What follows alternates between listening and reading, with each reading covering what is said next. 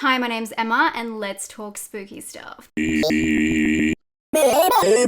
As you can see by the title, today we're going to discuss the Alien film franchise. And yes, I'll be sticking just to the films. And no, sorry, no crossover with Predator today, just strictly Alien. This is a franchise that centers around an alien life form threatening humankind. The protagonist in the original series, predating the prequels, you know what I mean, is Ellen Ripley. What makes Alien such a unique series is the visual representation of the alien, and of course, Ripley herself. What an icon. I can't wait to get into it all. I have so much to talk about. I hate giving warnings, but this is a personal ranking, so don't worry if it's different to what you like. This is just what I like, and I've also noted all of my reasons why. Some of my picks are very controversial, and I'm ready for the backlash, but I want to see your ranking down below in the comments, so make sure to drop it there before you finish the video. And quickly before we get started, I do want to mention that there will be spoilers in this video, so you have been warned.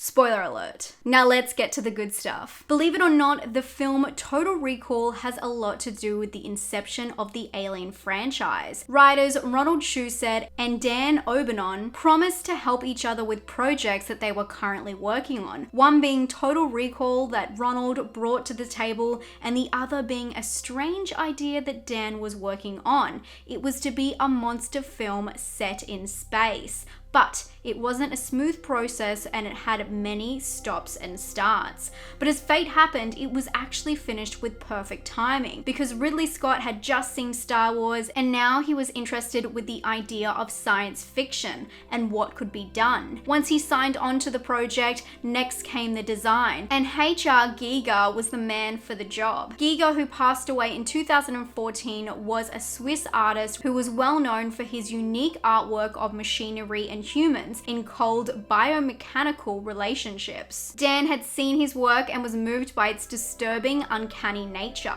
It was the perfect visual representation of unknown futuristic terror. And with that, the facehugger was born. It was designed on the idea of ancient Egyptian exacerbation, with the extraction through the human nose, only in this case an insertion. Then came what we know as the alien. And with that, Ridley Scott was, well, in his own words, I've never been so sure about one thing in all my life is when I saw Giger's book, because there seemed to be some hesitation as to whether or not this was the direction, but not from Dan. Dan and I were absolutely certain. Throughout the film franchise, we see many forms of the alien. So let's run through a quick look at the alien evolution. The alien, of course, is known as a xenomorph, which means strange, foreign form or alien form. But in its original stage, it is an ovomorph, which is better known as the alien egg. The egg contains the facehugger, and unlike a normal egg, where the life form would still be in the incubation process, the alien egg holds a fully formed facehugger waiting for a host to approach, so it can attach itself and impregnate them with a chest burster. The chest burster then grows into a xenomorph in just a few hours, and that is the full cycle. And then of course we have the alien queen who lays the alien eggs. That is the classic style of the xenomorph, but of course we see throughout the series several different types. Depending on their spawned host, environmental factors, and mixed DNA, there are hundreds of variations of the classic design, such as the runner from Alien 3, which spawned from a dog. We also have the trilobite, which is from that scene in Prometheus, decons, and yeah, there's just so many different alien forms throughout the series. The creepiest for me though goes to the variation created by Ripley's DNA, the dreaded newborn. But Alien is not the main focus of at least the original film, although the idea was formed around these terrifying beings. The heart of the film belongs to Lieutenant Ellen Ripley. This is the character that made Sigourney Weaver an icon, and thank God she made it to the audition after going to the wrong location. But as soon as she walked in, the crew claimed to know that she was perfect for the role. Sigourney was attracted to the character because, in her own words, the character was written as a man in a straightforward and direct way. She wasn't meant to be vulnerable, she was critical and to the point. These are her own words, but I'm assuming what she means by this is the representation of women on screen. She also liked the character arc because Ripley goes from believing the world to be a certain way, and in this way she wants to just get the job done.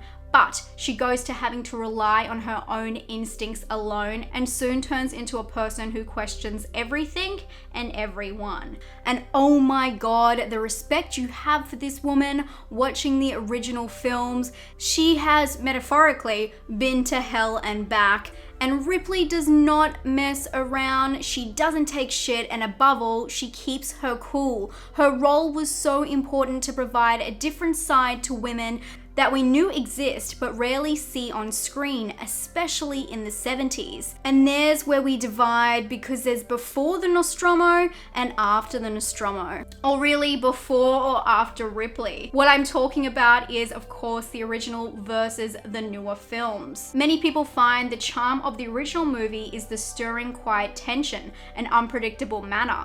It's buzzing of the ship while the crew scramble to survive and save humanity and themselves from these aliens. Although, like any series, once it progresses, we see Alien 3 and Resurrection change again in style, moving towards the trends of the time and trading the stirring tension for high action. And before Nostromo, also known as the prequels, which are the later films, we see the trend yet change again. And what was once a sweaty, gritty, and sometimes steampunk basement turns into a clean and crisp futuristic adventure. I don't expect you to agree with me, but here's how I would rank the films, and most importantly, why, starting from the bottom. Alien Covenant is the latest addition to the Alien franchise. It's also the sequel to the 2012 Alien film Prometheus that I'll feature a little bit later. These two films are part of a planned prequel trilogy, which is of course a follow-up to the original series, showing the origin of everything that transpires in the original Alien movie. Alien Covenant is directed by Ridley Scott. The film features Michael Fassbender, Catherine Waterston, Billy Crudup, Damien Bichir, and Carmen Yogo. Covenant follows a crew of a colony ship bound for a remote planet to build a new world. And wow, does this sound a lot like the recent film Voyagers. But in this one, a transmission error causes them to discover an uncharted planet that resembles Earth. But there may be a reason why this planet is seemingly untouched. The film is, to put it plain, bizarre, and in a way you aren't quite sure of its intentions. And this scene for me takes the cake. I'll do the fingering. Go on. Actually, it's just David and Walter. They drive the whole story and the doubts and twists and turns. I mean, the IMDb page shows a level of confusion, with the top frequently asked question being, why does David keep trying to kiss people? And if you thought that was weird, the answer is even more bizarre. In short, it's his way of SAing people as someone who does not have genitalia. Wow, who knew the Nostromo would get this far off course? The film is indeed predictable, but there are some pros, including the level of gore, the xenomorph variations, and the level of detail that is shown. Because it strays so much from the original feeling of the series, it goes in head first, allowing us to see all of the CGI up close. Cinematography wise, the film is very dark, and I enjoyed the complementary colors of blue and yellow throughout the film. Although the blue was shown as this icy cold tone, which is very common in futuristic settings to show the uncomfortable, sterile surrounding, but this was really interesting in comparison with the tone of the yellow and orange. It was warm in the cave home, which of course is meant to represent home, so there's a lot to read into that. I gave the film a 5 out of 10. It was not awful, but its messaging was a little bit confusing, and the ending was very predictable, unlike many of the other films. Okay, here is my spot number 5 out of the 6 films. Some of you may not have been expecting Alien 3 to be my second lowest film, but I'm gonna explain my reasonings for this. I was extremely hyped for this film. It's directed by David Fincher and has a pretty compelling story which borders on some of the original talking points for the first film, Ripley being challenged in a majority male working environment. But this is also where the film bends and breaks for me. Again, I don't dislike this film. I gave it an above average score, and mostly because of its amazing conclusion. This film stars Sigourney Weaver, Charles Dance, Paul McGann, Danny Webb, Brian Glover, and Pete Postlethwaite. Alien 3 is indeed the third installment in the original franchise. In this one, we see Ripley crash land on Fiorina 161, a planet that is inhabited by former inmates of a maximum security prison. These inmates are now adopting a form of apocalyptic millenarium Christianity fundamentalism. They are celibate, and a woman crash landing now threats their peace. But come on guys, she is not the one you need to worry about, because Ripley has brought along her old friend for a ride,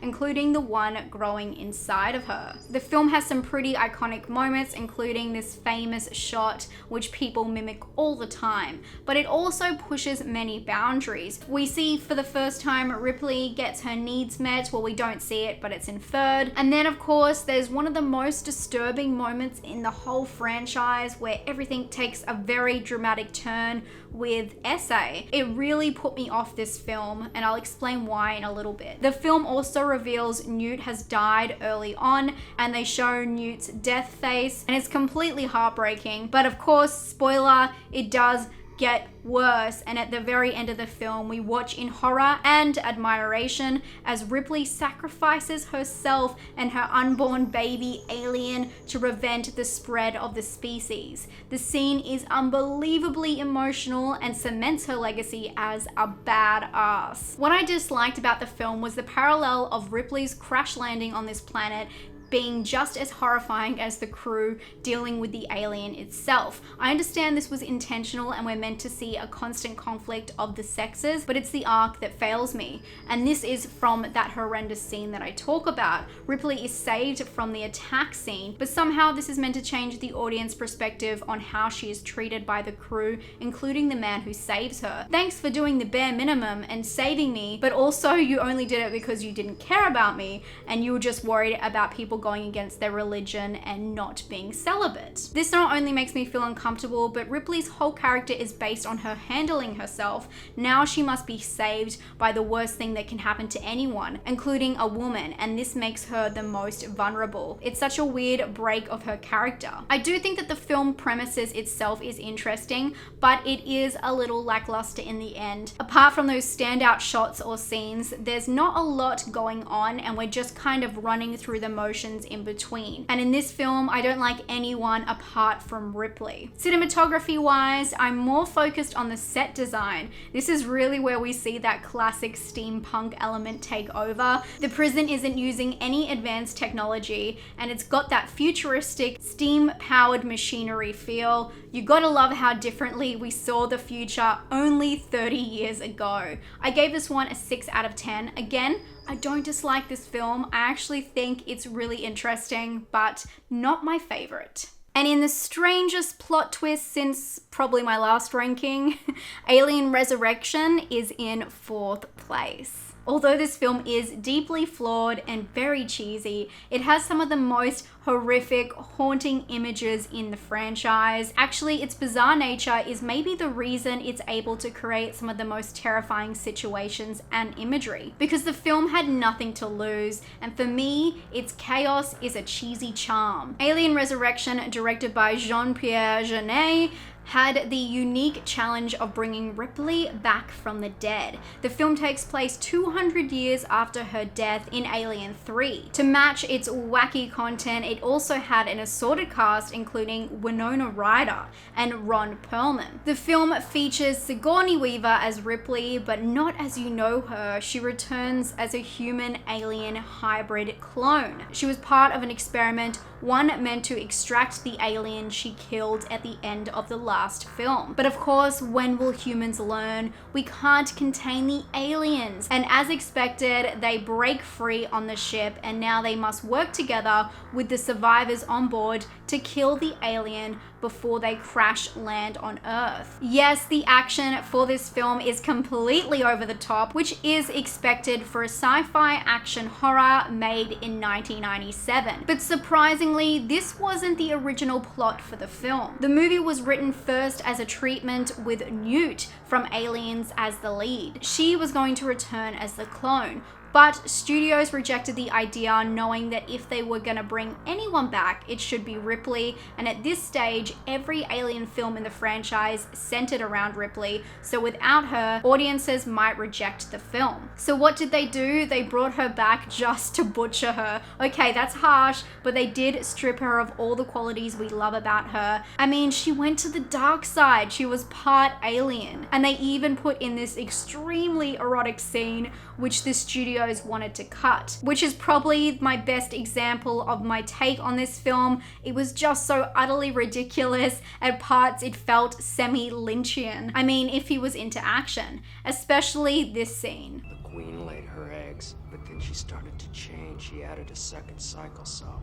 And of course, there's the scene where the terrifying newborn alien, which has the DNA from Ripley, was born, possibly the most terrifying of all the aliens because of its human likeness. Some of the scenes were so shocking in a really outrageous, disturbing way, and this was light years from the chestburster scene that started it all. But that is what Sigourney Weaver signed on for, particularly this scene. She felt it was extremely moving and would impact the audience, and I felt it. The cinematography for this film abandons the original color schemes but still maintains the sweaty, grimy basement feel. Silver was added during the printing process to create a richer contrast and a metallic tinge, just like the Alien. Although the film starts off with yellow, the deep blacks are something that stand out. Maybe this represents how deep we are in the alien's clutches.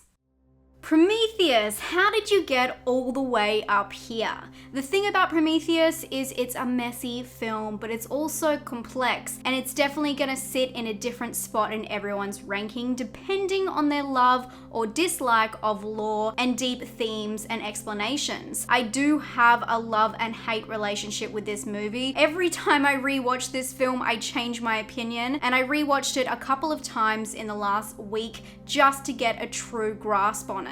This is the first in the prequel trilogy. It sets the tone for the way the prequels are represented, and it really ups the science fiction element. Prometheus is directed by Ridley Scott and stars Logan Marshall Green, Noomi Rapace, Charlize Theron, Guy Pearce, Idris Elba, Michael Fassbender, and Sean Harris. The story follows a group of misfits, all with a skill to bring to the table as they embark in a deep space expedition to find answers about the origins of humanity. The crew are led to a distant planet but quickly realize they are not alone, and humanity as they know it is in danger. The film is both beautiful and haunting, something that the other films don't quite explore. The storyline is formed around humans' obsession with its origin, and in turn our relationship with gods, which we see repeated throughout the imagery and themes of the film. It's about creation and the creator,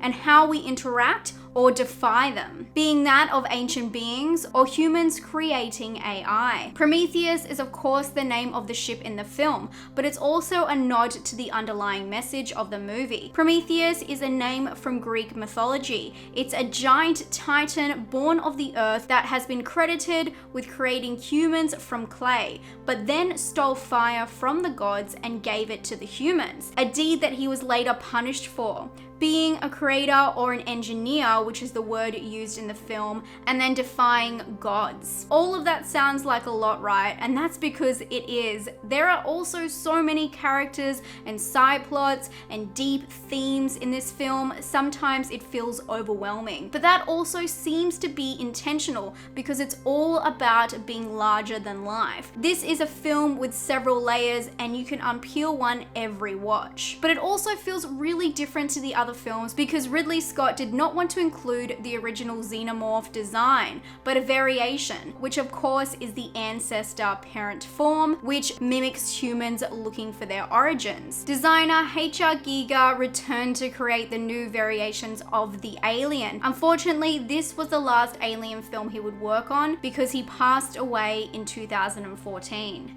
Again, the cinematography for this film is insane. The opening sequence was filmed in Iceland and took 2 weeks of shooting to complete. It really sets up a new palette for the prequels. In moments, it mimics the original Alien stylization, but it's got a new flair to it. It's slick and it's modern futurism with deep contrast. Just like Covenant, we see a lot of blues and yellows.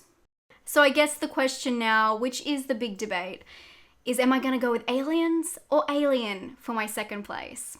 It's Aliens. This is the second film in the franchise and it boasts the original Alien feel, the quiet buzz of machinery in the background, soft, straightforward dialogue, and the unexpected danger lurking behind every corner. Directed by James Cameron, the film stars Sigourney Weaver, Kerry Henn, Bill Paxton, William Hope, Michael Biehn, Paul Reiser, and Lance Henriksen.